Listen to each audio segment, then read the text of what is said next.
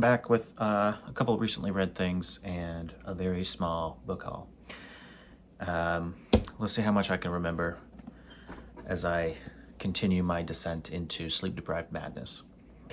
I finished the Gary Gibson trilogy, the Shoal sequence. It was good. The ending, well, here's what I'll say.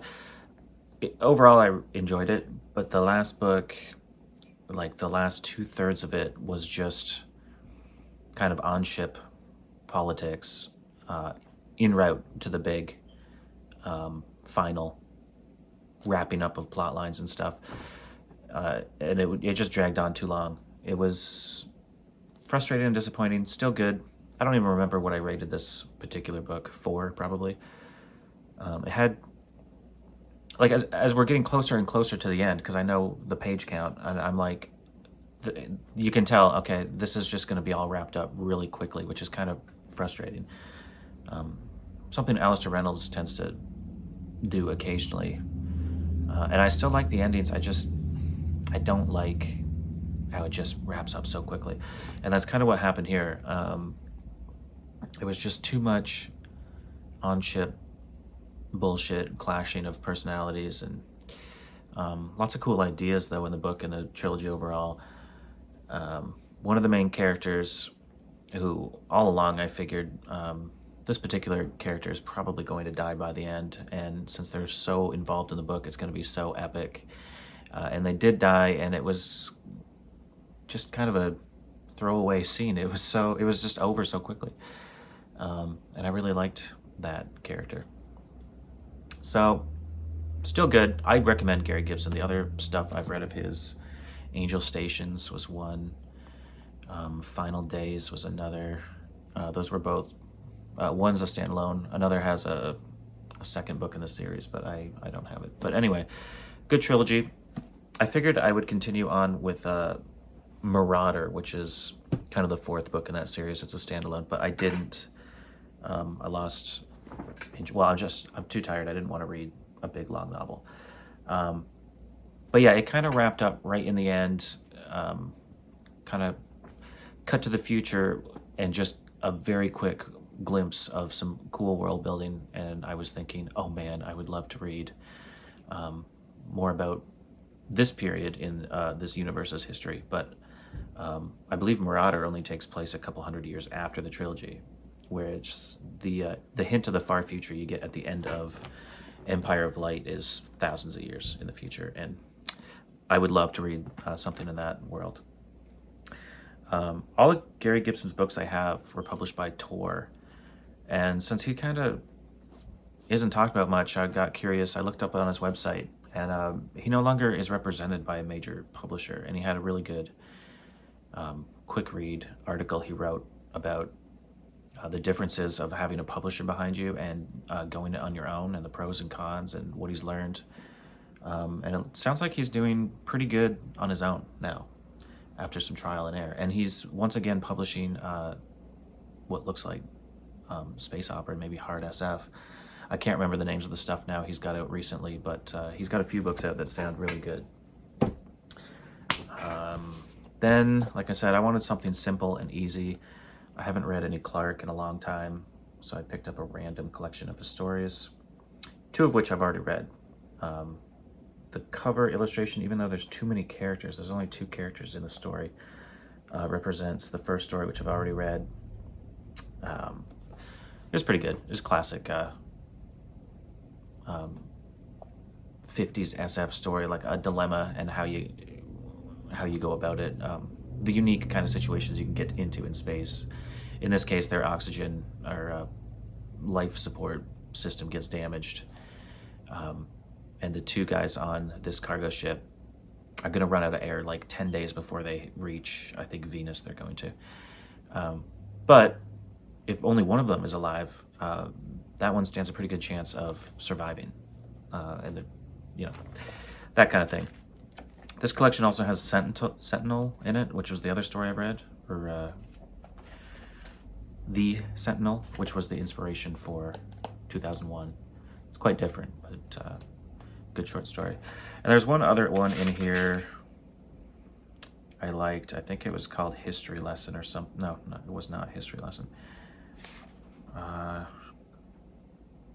Second Dawn, which had some cool world building. Oh yeah, Second Dawn is the first story. Just a couple different alien species living on a planet, coexisting. And what kind of species would you be if you had intelligence but you didn't have, opposable thumbs? If you just had hooves but you were intelligent, and some great world building, and then that species kind of coming into contact with another species that does have more mobility and stuff. That was a good story, good world building with an ominous ending. Probably Clark had World War II in his mind when he was writing that one. Anyway, I love Arthur C. Clarke, even though it's dry, similar to Asimov. I enjoyed Clarke more. His short stories are just, you can tell when you're reading one, they're special. I like them. Then I picked up something totally random, Robert J. Sawyer's Starplex, which is, I guess, a space opera. But a combination of me being sleep deprived and this just being all over the place, I gave it a 3 out of 5. It had some cool ideas, but it had issues too.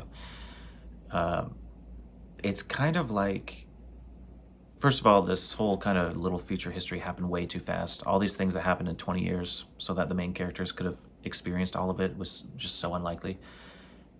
Discovering a network of portals, they're not really wormholes, they're portals that connect around the galaxy, meeting alien races, forming a kind of interracial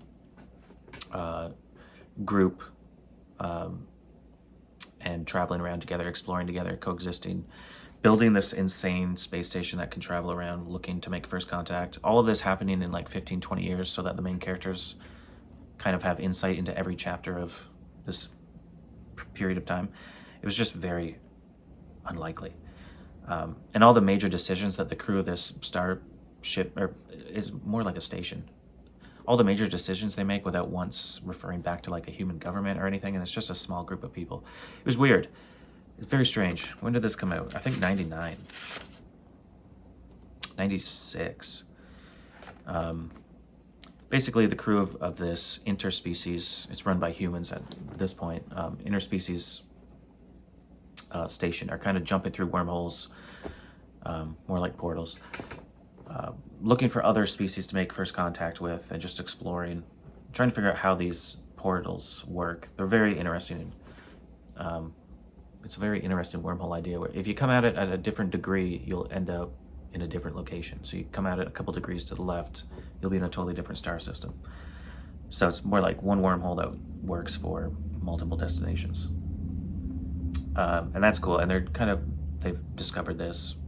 Of course, they don't know who the makers are, and they're just kind of using it to their advantage. But they come across dark matter creatures, which are kind of like small planets. And there's a really cool concept here. Really, my favorite part of this was the concept, which is really only revealed at the end. I don't know if I want to spoil it, but I guess I will. I'm going to talk spoilers for a couple seconds. The cool idea is they meet these dark matter creatures, and they're kind of discussing, like, we know how dark matter kind of makes up the majority of the universe, and we humans and other species here are, we make up such a small part, and it's kind of like the difference between perspectives. If you were a dark matter creature or a baryonic matter creature, what that would be like. And then the origin story for the universe is kind of revealed at the end. And it's really cool how it was kind of brought about by dark matter.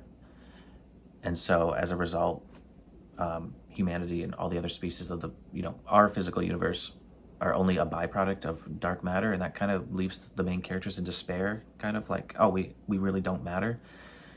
But then due to some revelations and some contact with entities from the future, this book is all over the place. Humanity and the other species we're in contact with come to realize that our physical matter and species ultimately save the universe from entropy, basically. So dark matter created the universe, but our matter saves the universe. Big ideas, cool ideas, but as far as like a story, it was just all over the place. But really cool ideas. An interesting combat scene where a space station that has no weapons successfully defends itself against multiple attacking spacecraft using, ingenious ways. It was neat. I prefer his Neanderthal trilogy. No, not the entire trilogy, but the first book I read. Hominid or whatever it was. I'm too tired. I can't remember. But I enjoyed that better. But this was okay. And I have several other standalones from him that I will check from time to time. So then I got a couple new things here. I got Neil Asher's, I don't think this is probably his second latest now. I wait until they come out in this paperbacks format because they all fit. So this is one of his more recent ones. I think the one before this was Weaponized, which I haven't read this either. He just wrapped up doing 3 standalones in the Polity universe, and Weaponized is, I think, chronologically the earliest, so I haven't read that. War Bodies, it turns out, is chronologically the second earliest. Haven't read this either, but sounds okay. Sounds interesting. And then, you know what? He's got a new standalone coming out. I think it's the third of the standalones he was doing, but it's not actually Polity. It's something totally different. Can't remember the name, but I'm not going to get it until I have the correct size. I was looking the other day. I have read the majority of the Polity stuff. I have 1 trilogy left, I think. The Rise of the Jane trilogy. And yeah, there's a couple other randoms. Hill Diggers, which is chronologically the latest. I haven't read that either. Jack 4, which I think is a standalone. Haven't read that. And The Human, which is a standalone. So there's not much left, but I'm just like Reynolds, my favorite author. There's a decent amount of his stuff I haven't read, and I do that on purpose. I like just checking in with my favorite authors every other year or so, a couple things here or there.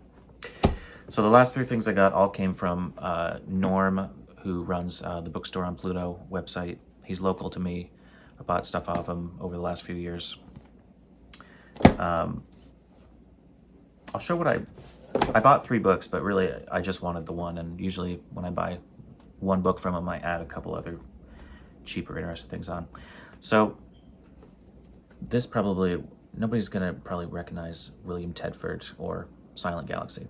I myself don't know much about this novel. It's a standalone. I think Earth has become uninhabitable because of radiation from some event in the past, or so the orbiting humanity has been led to believe. But I think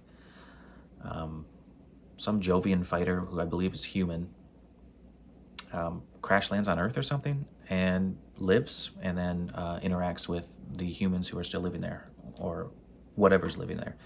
I don't know. I bought this specifically because, and I've mentioned this trilogy a few times. I read this early on. William Tedford, who's not very well known, I don't believe, wrote the Time Quest trilogy. Probably these are not great books, but at the time I absolutely loved them. I rated the first one a 5 out of 5, and then the next 2 I rated a 4 and a 3. They're just wild space opera, jumping from scene to scene with crazy stuff happening. For whatever reason, I absolutely love them. I love the artwork on these 2. And at some point I had looked him up, and I remembered the name Silent Galaxy. He hasn't written much else. A few other SF books, but they're like print on demand, or possibly don't even exist. It's tricky trying to find out. But he's just someone who wrote a few things, and because I loved that trilogy, I wanted this. And Norm often finds really good condition books. This has like, you know, the color inside is faded and the cover feels rough with age, but it looks like it's unread. 1981. And it's got great cover art, but I don't think it's credited. No, I don't think so. So yeah, I'm excited about that. I might even check it out soon. I don't expect it to be that great. It's just something I wanted. And I threw in from his $1 or $2 bin a Hal Clement Cycle of Fire. Rough shape, that's why it was so cheap. But I picked it up because it kind of has the same scenario as Enemy Mine by Barry Longyear, which I think is a human and an alien crash land on a planet and have to coexist or something. So it's one I don't have, and it sounds similar to a story I really love. And then the last thing I threw in is just a real curio, The Taking of Satcon Station by Barney Cohen, never heard of him, and Jim Bain.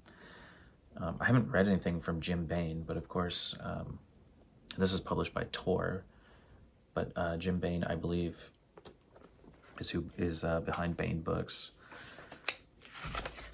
So it just might be interesting to read something written by him or co-written. It sounds kind of noirish and maybe cyberpunkish, but not on purpose.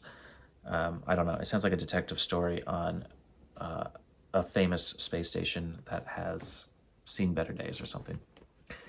And that's it. I have no idea what I'm going to read. I'm probably going to turn this off, peruse the shelves, and hopefully come up with something that I can take to work and possibly read when nothing much is happening. But lately I'm just too tired. But we'll see. I might even, if I don't get the sleep issue figured out, just step away from the channel and just do my monthly collaborative videos with Richard and Ira until I can actually read and retain what I'm reading. But I got decent sleep last night, so I'm happy about that. Anyway, I will pick something to read and see y'all in the next one.